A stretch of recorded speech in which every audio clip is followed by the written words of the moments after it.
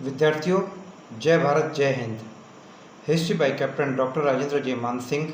ऐतिहासिक अध्ययन और अनुसंधान की इस कक्षा में मैं captain doctor Rajendra, associate professor, department of history, government Dungar college Bikaner, आप सभी का स्वागत और अभिनंदन करता हूँ।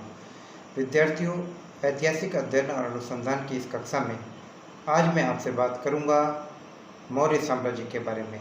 विद्यार्थियों, एक ऐसा मौर्य साम्राज्य जो अपने आप में बहुत सारी खूबियों और बहुत सारे विलक्षण तत्वों से युक्त कहा जा सकता है। जब मैं आपसे मौर्य प्रशासन, मौर्य समाज और संस्कृति के विविध पहलुओं के बारे में विस्तार से चर्चा करूंगा, तब इन तथ्यों को काफ़ी गहराई से समझेंगे। आइए विद्यार्थियों, मैं इस चैप्टर को वहाँ से शुरू करता हूँ जिससे मैंने आपसे इससे पहले की कक्षा में छोड़ा था।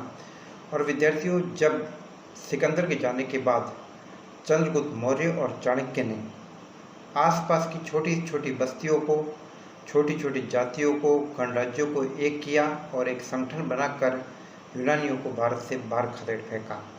तो भारत से यूनानी बस्तियों को और यूनानी प्रभाव को खत्म करने के पश्चात आचार्य चाणक्य ने अपनी नज़र गड़ाई नंद साम्राज्य की तरफ। विद्यार्थियों, वो नंद साम्राज्य जिसकी स्थापना महापद्मनंद ने की थी, वो महापद्मनंद जो अपनी उपलब्धियों के कारण सर्वछत्रांतक के नाम से जाना जाता था।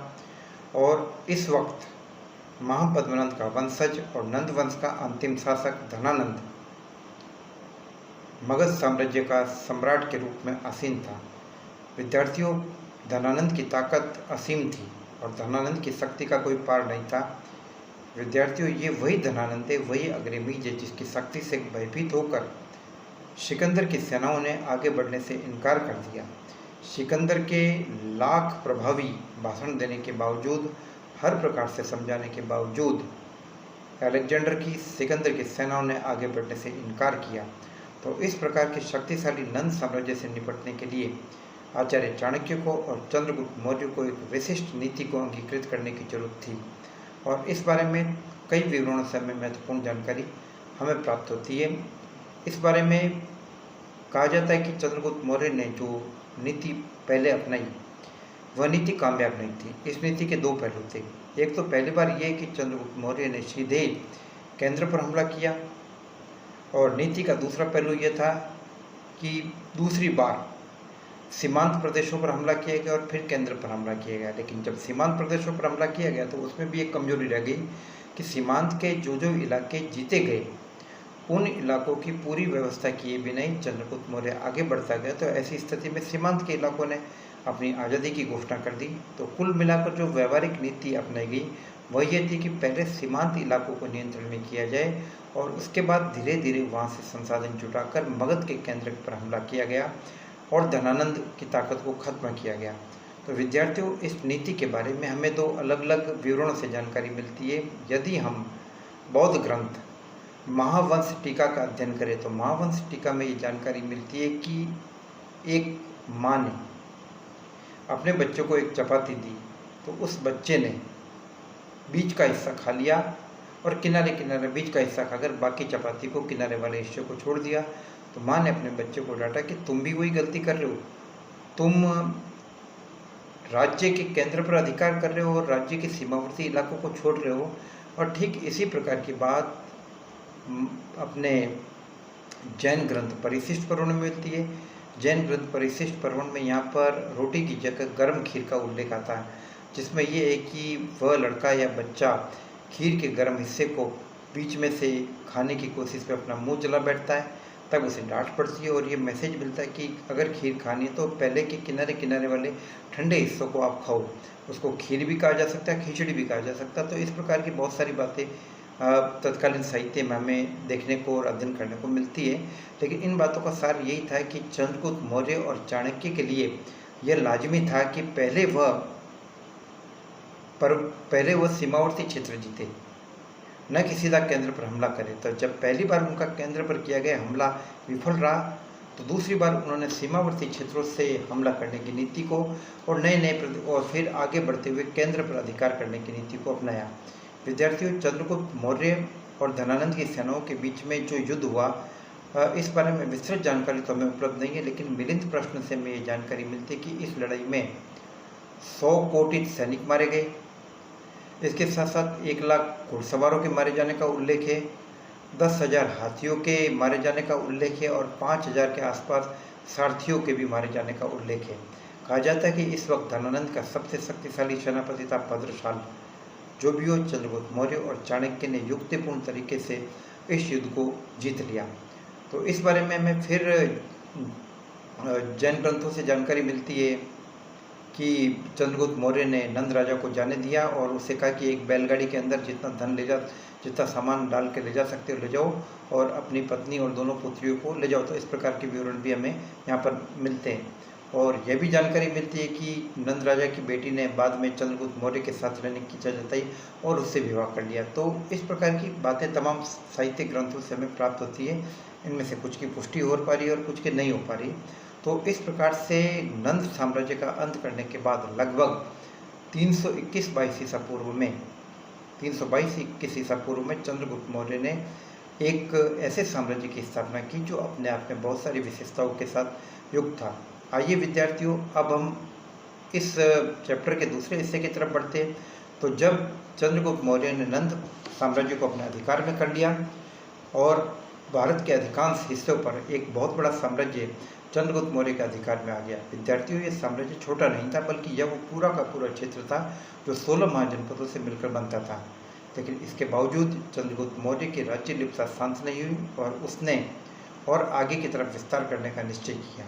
उधर दूसरी तरफ हम ये देखते हैं कि सिकंदर की मृत्यु के बाद सिकंदर के भारतीय साम्राज्य का कुछ हिस्सा सेल्यूकस द निकेटर को मिला और सेल्यूकस द निकेटर ने अपने बैक्टीरियाई दुश्मनों से निपटने के पश्चात उसने हिंदुस्तान की तरफ ध्यान देने का निश्चय किया और चंद्रगुप्त मौर्य से निपटने का निश्चय किया। लेकिन इस बारे में प्लूटार्क के विवरण से हमें जानकारी मिलती है और एपियन के विवरण भी हमें इस बारे में जानकारी देने में काफ़ी महत्वपूर्ण है।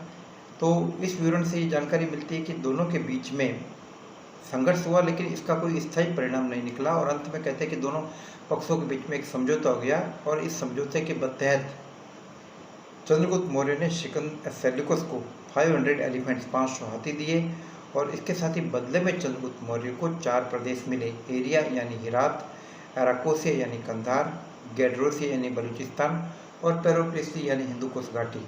विद्यार्थियों, इन चारों इलाकों का मैं जिक्र कर चुका हूँ और कहा जाता है कि इन चारों इलाकों को हासिल करने के बाद चंद्रगुप्त मौर्य के नेतृत्व में भारत के मौर्य साम्राज्य की सीमाएं उन ऐतिहासिक या उन वैज्ञानिक सीमाओं को स्पर्श कर पा रही है। एक प्रकार की एक ऐसी सीमा बन गई जिसे आगे चलकर कहा जाता है कि उसके अंग्रेज उत्तराधिकारी भी स्पर्श नहीं कर पाए। विद्यार्थियों, ये कथन प्रसिद्ध इतिहासकार स्मिथ का है, जो ये कहता है कि अंग्रेज लोग भी चंद्रगुप्त मौर्य द्वारा स्थापित हिंदुस्तान की ऐतिहासिक सीमाओं को टच भी नहीं कर पाए और कहते कि यह अफगानिस्तान का इलाका एक ऐसा इलाका था जिस पर अधिकार करने की जद्दोजहद में अंग्रेजी फौजें खत्म हो गई और खुद शक्तिशाली मुगल सम्राट भी इन रास्तों से गुजरने वाले व्यापारिक मार्गों की सुरक्षा के लिए अफगानों को खुद अपनी तरफ से पैसा दिया करते थे। तो ऐसी स्थिति में चंद्रगुप्त मौर्य की यह विजय काफ़ी महत्वपूर्ण मानी जाती है और इस विजय के कारण चंद्रगुप्त मौर्य का एक संपर्क भी हुआ यूनानियों के साथ। हालांकि एपियन या कुछ अन्य इतिहासकार इस बारे में लिख रहे हैं कि जहाँ हाथी दिए गए, 4 प्रदेश मिले और वही साथ ही साथ वैवाहिक संबंधों की शुरुआत भी हुई। और कुछ इतिहासकारों ने तो हेलेन नाम की किसी एक यूनानी राजकुमारी का भी उल्लेख किया है जिसका विवाह चंद्रगुप्त मौर्य के साथ हुआ हो। लेकिन इस विवाह में थोड़ा सा संदेह प्रकट होता है क्योंकि कौटिल्य चाणक्य अपने अर्थशास्त्र में इस प्रकार के विजातीय या वर्ण संकर विवाहों की अनुमति वो नहीं देता और साथ ही साथ हमें केवल एक शब्द मिलता है जैसा कि एपियन और उनके विवरण से ज्ञात होता है और शब्द कैडोस। प्रसिद्ध इतिहासकार नीलकंठ शास्त्री अपने ग्रंथ the age of the Nanda Maurya, Nanda Maurya युगीन Bharat, India is the age of the Nanda Mauryans, Nanda Maurya युगीन भारत में लिखते हैं। वो इस प्रकार के समझौते का उल्लेख करते हुए एक शब्द कैडोस का उल्लेख करते हैं। कैडोस का मतलब ये है कि सैद्धांतिक तौर पर यह स्वीकार किया कि इस प्रकार के वैवाहिक संबंध हो सकते हैं, इसको प्रिंसिपली अनुमति मिली है सैद्धांतिक तौर पर, लेकिन हकीकत में इस प्रकार का कोई वैवाहिक संबंध हुआ हो या नहीं हुआ हो इस बारे में निश्चित रूप से नहीं कहा जा सकता। लेकिन एक महत्वपूर्ण बात यह कि इस समझौते के परिणाम स्वरूप भारत और यूनान के बीच में एक राजदूतों के आगमन की प्रक्रिया चालू हुई और हम ये देख रहे हैं कि सेल्यूकस निकेटर का एक महत्वपूर्ण राजदूत चंद्रगुप्त मौर्य के दरबार में मौजूद हो रहा है। और वह राजदूत और कोई न था विद्यार्थियों मेगस्थनीज, वो मेगस्थनीज जिसने कि अपनी प्रख्यात पुस्तक इंडिका लिखी। वह इंडिका जो कि मौर्य युगीन प्रशासन को जानने की दृष्टि से और पाटलिपुत्र के नगर विन्यास और नगर स्ट्रक्चर को जानने की दृष्टि से काफ़ी महत्वपूर्ण ग्रंथ थे। और केवल मेगस्थनीज नहीं, उसके बाद डाइमेकस भी आए और कई भी यूनानी लोगों का यहाँ से संपर्क चालू हुआ। तो विद्यार्थियों इस दृष्टि से ये काफ़ी महत्वपूर्ण था। तो विद्यार्थियों, अध्ययन की श्रृंखला के अंतर्गत मैंने आज आपसे बात की कि किस प्रकार से चंद्रगुप्त मौर्य और चाणक्य ने नंदों का अंत किया और किस प्रकार से सेल्यूकस से निपटने के बाद एरिया एराकोसिया, गैड्रोसिया और पेलोपोनेसी घाटी, ये इस प्रकार के क्षेत्र प्राप्त करके मौर्य साम्राज्य की सीमाओं में विस्तार किया गया। आगे की कक्षाओं में मैं आपको मौर्य साम्राज्य के और विविध पहलुओं के बारे में जानकारी दूंगा। तब तक स्वस्थ रहिए, अपने स्वास्थ्य का ध्यान रखिए। जय भारत, जय हिंद।